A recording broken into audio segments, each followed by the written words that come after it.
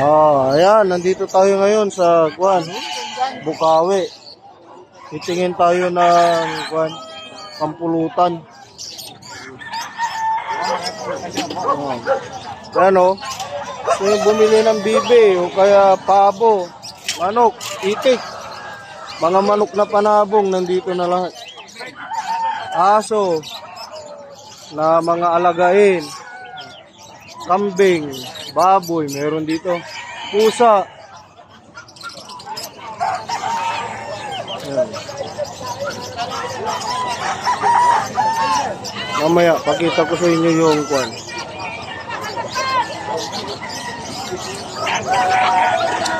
yung mga magagandang alagain. Ayan o, may kambing.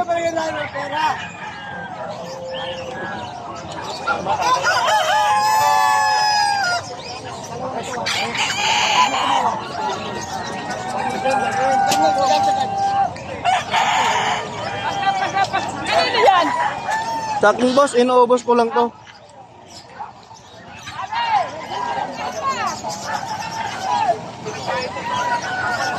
Ayun, may animulok dito, panlitsyon no. Ano tawag doon? Kuya, magkano sa ganito? 4-5 lang po, boss. 4-5, panlitsyon no?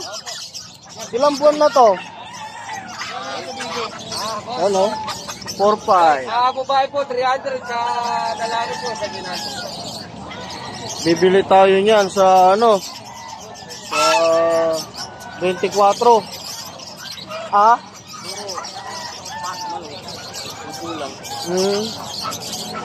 Ano?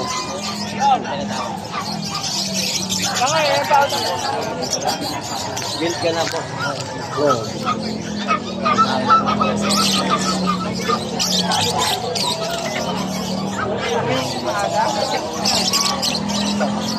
Motor nga parang pasok eh. Mga kukuha rin na yung tinidor. Pasok dikit doon sa may kumilang gulong sa ilan.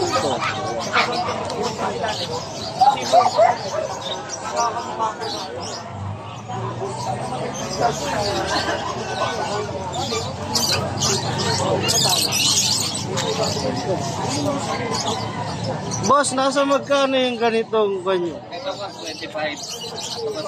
6 months, going 7. Ayan o, mura-mura lang o. Sana bago magpasko makabili tayo niyan mga boss o.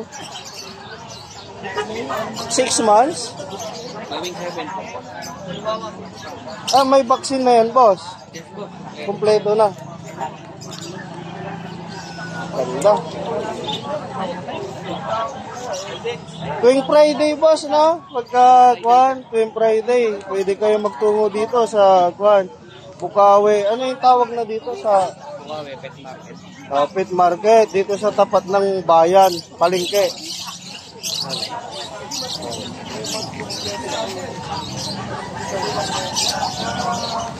Dami. Ang gaganda. Mga aso. Pet.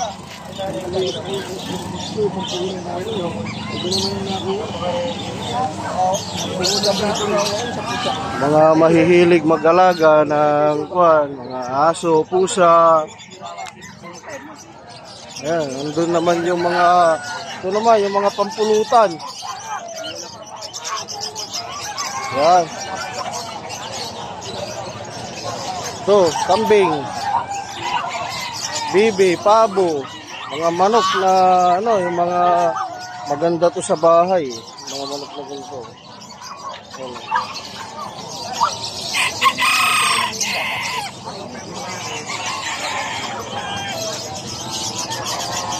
Bibili na tayo ng itik. Idol, kuha ka na ng dalawa doon, yung itik.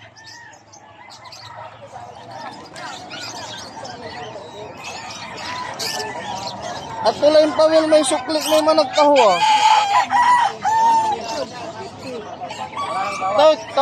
Patawad naman. Ayun si ate, bibili tayo ng itik ni ate.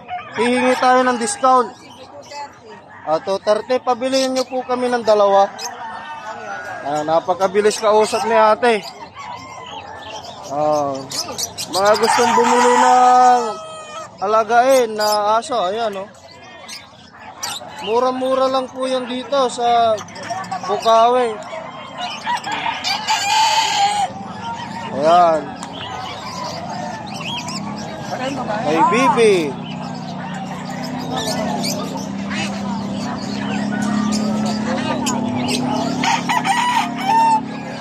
Kung gusto nyo magparami ng mga alagain na bibi, itik o kaya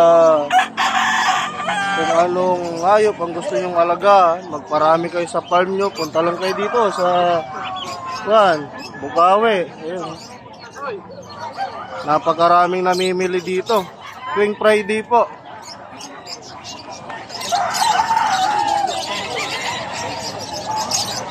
Yan.